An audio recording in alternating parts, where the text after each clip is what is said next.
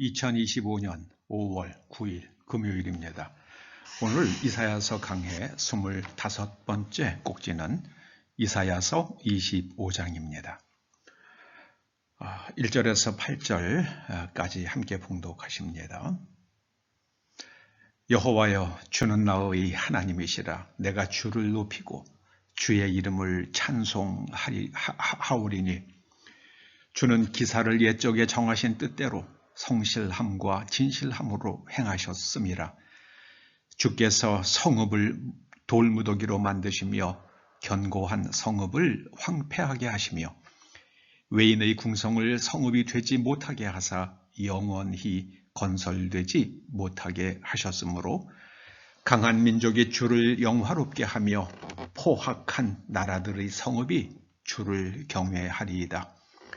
주는 포학자의 기사가 성벽을 치는 폭풍과 같을 때에 빈궁한 자의 요새이시며 환난당한 가난한 자의 요새이시며 폭풍 중의 피난처시며 폭양을 피하는 그늘이 되셨사오니 마른 땅의 폭양을 제함같이 주께서 이방인의 소란을 그치게 하시며 폭양을 구름으로 가림같이 포악한 자의 노래를 낮추시리이다. 만군의 여호와께서 이 산에서 만민을 위하여 기름진 것과 오래 저장하였던 포도주로 연회를 베푸시리니 곧 골수가 가득한 기름진 것과 오래 저장하였던 맑은 포도주로 하실 것이며 또 이 산에서 모든 민족의 얼굴을 가린 가리개와 열방 위에 덮인 덮개를 제하시며 사망을 영원히 멸하실 것이라. 주 여호와께서 모든 얼굴에서 눈물을 씻기시며 자기 백성의 수치를 온 천하에서 제하시리라. 여호와께서 이같이 말씀하셨느니라.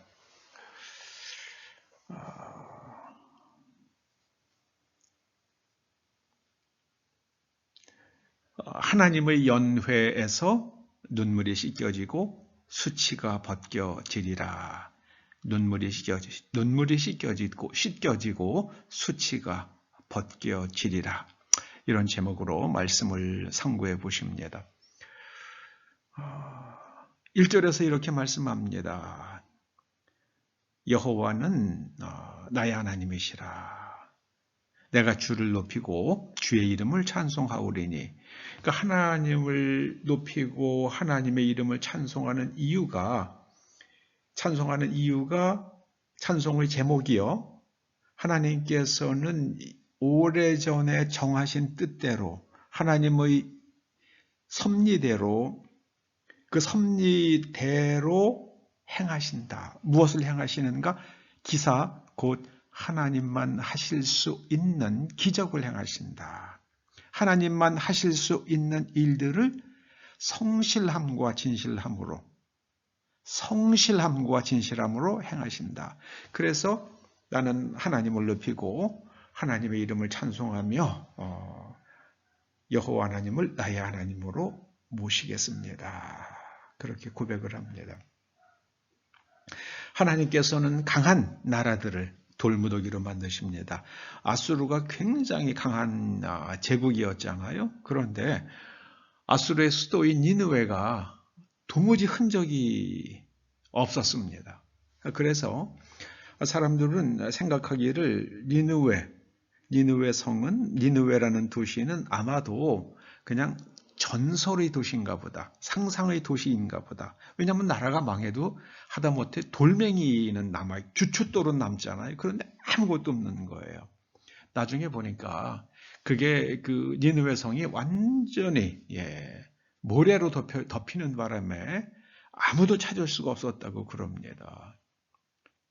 하나님께서는 강한 나라들을 돌무더기로 만드십니다. 그리고 견고한 나라들, 무너질 것 같지 않은 나라들을 황폐하게 하십니다.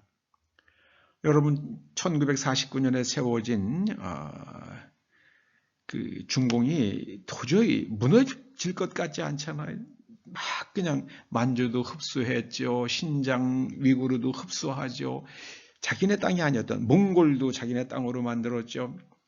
그 지금 기세가 얼마나 강합니까? 도무지 무너질 것 같지 않은 그 나라를 하나님께서 황폐하게 하실 것입니다. 왜냐하면 그들은 사람들에게 의와 진실을 가르쳐 주시는 예수님, 그 예수님을 예배하는 교회의 십자가를 헐고 교회에 불을 질렀습니다. 그러고 나서는 우한에서만 무려 한 40개가 훨씬 넘는 교회들이 파괴되었다고 그러죠. 그리고 나서 얼마 있다가 우한에서 코비드19가 빵 터진 겁니다. 그리고 다시는 건설되지 못할 것입니다. 저는 1절과 2절을 보면서 충격이 연상이 됩니다. 그래서 포악한 나라들이 하나님을 무서워하게 된다는 겁니다. 포악한 나라들이 성읍이 주를 경외한다는 말씀은요, 이제는 포악한 나라들조차 하나님을 두려워할 것이다. 그 말씀입니다. 하나님께서는 빈궁한 사람들의 요새시며 환난당한 가난한 자의 요새가 되어주십니다. 한국이 얼마나 배고팠습니까? 정말 배고픈 백성이었잖아요. 봄만 되면은 보릿고개를 넘지 못해서 참 만주로 먹을 것을 구해서 떠나가던 그런 민족들이었잖아요. 그런 우리들이었잖아요. 그래서 보릿고개라는 노래도 있잖아요. 아이야 뛰지 마라 배 꺼질라. 밥을 먹여놨어요. 그런데 아이들이 뛰어 놀면은 금방 배가 고파지잖아요. 에너지를 쓰니까. 그 아이야 뛰지 마라 배 꺼질라. 그게 불과 제가 어릴 때 제가 10살이 되기 이전의 한국의 모습이었습니다. 근데 지금 우리나라는요, 세계에서 손가락에 꼽는 10손가락 안에 들어가는 잘 사는 나라가 되었잖아요. 10손가락 안에 들어가는 잘 사는 나라. 그리고 한국인들의 지금 최고 관심사가 뭡니까? 너무 많이 먹어서 너무 살이 쪄가지고 어떻게 살을 뺄 것인가? 이게 정말 상상할 수도 없는 일입니다. 예전에는요, 잘 먹는 사람만 하루 세끼 걱정 없고 거기다가 잘 먹는 사람이 배가 나왔잖아요. 배 나온 사람이 거의 없었습니다. 그래서 배 나온 사람들이 참 풍채가 좋다. 아주 굉장히 좋게 생각을 했습니다. 북한에서 그런다고 그러죠. 배 나온 사람이 그 김일성이나 김정일 같이 배 나온 사람들, 그런 사람들이 아주 선호의 대상이라고 그러잖아요. 체형으로서는. 그게 참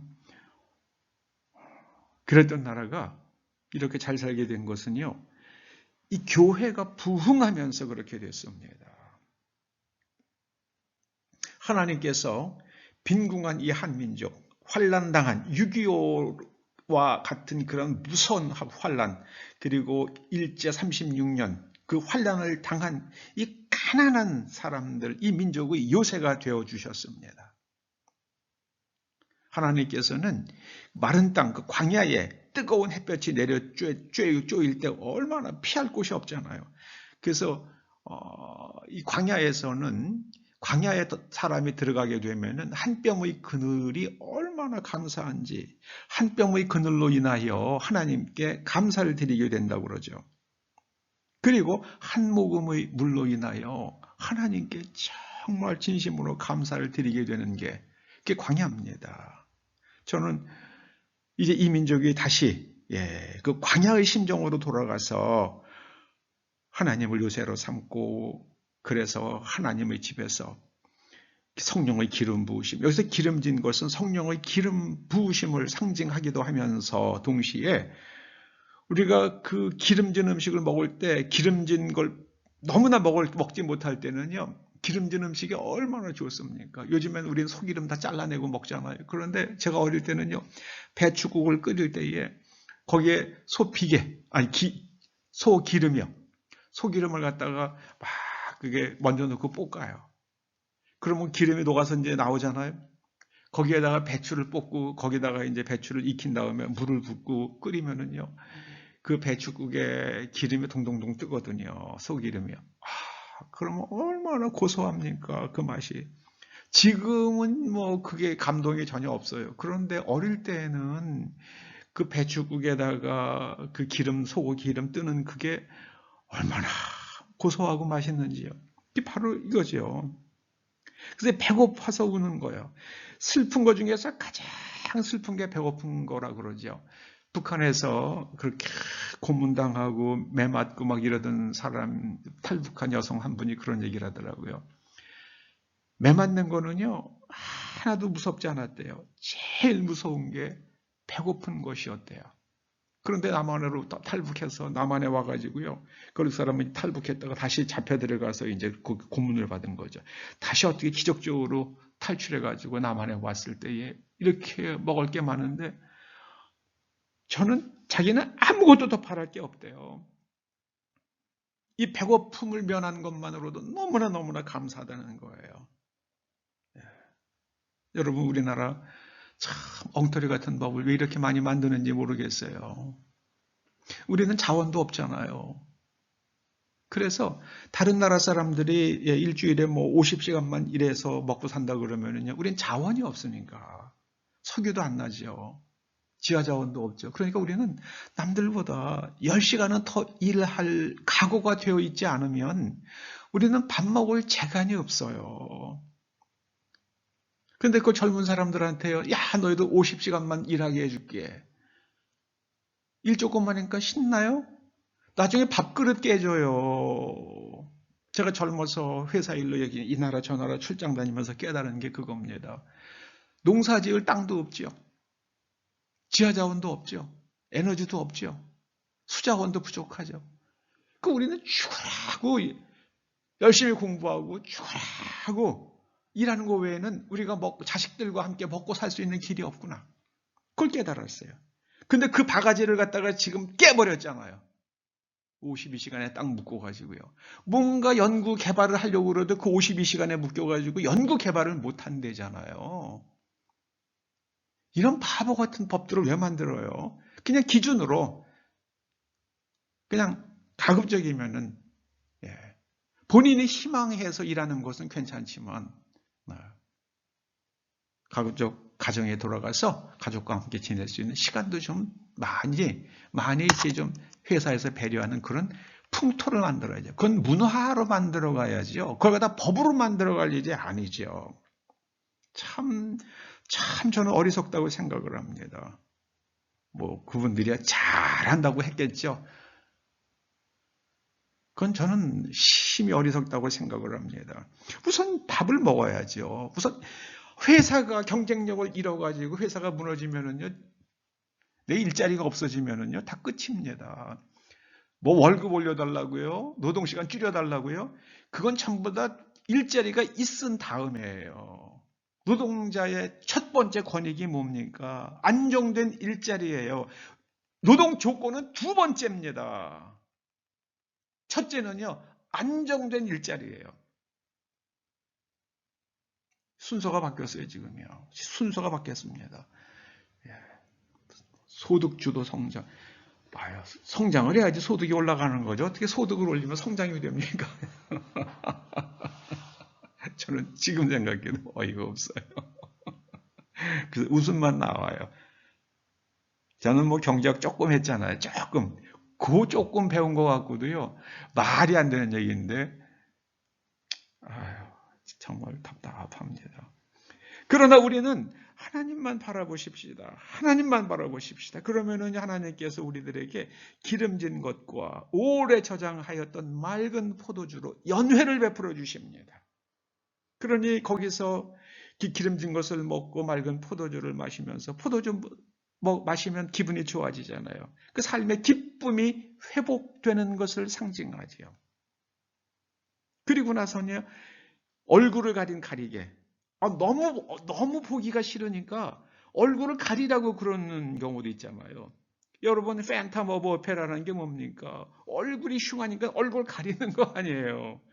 얼굴을 가린 가리개와 열방 위에 덮인 덮개를, 이게 뭔가가 민족의 집단 무의식에 가려지고 있는 것 때문에 하나님을 못 봅니다. 그 하나님께서 그 덮개를 제해 주시니까 이제는 영생이 보이는 거예요. 사망을 영원히 희멸하실 것이라. 예수님께서 오셔서 이걸 해주신 거예요. 이제 죽음이 우리를 떠나고요. 그리고 우리의 눈에서 눈물이 씻겨집니다. 배고픔이 씻겨지고요. 그리고 제일 또 중요한 거죠. 나의 수치심이